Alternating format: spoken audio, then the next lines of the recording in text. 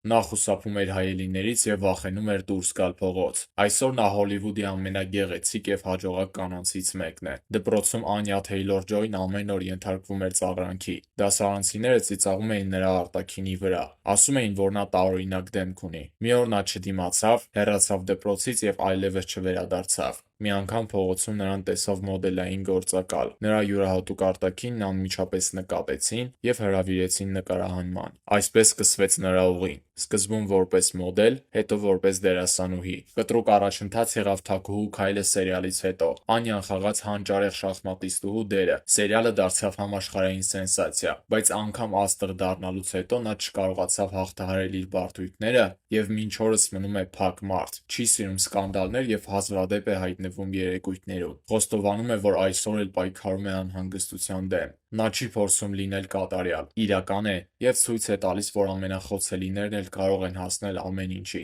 Միացիր մեր 36 հազարանոց թիմին և զարգացիր ամեն օր։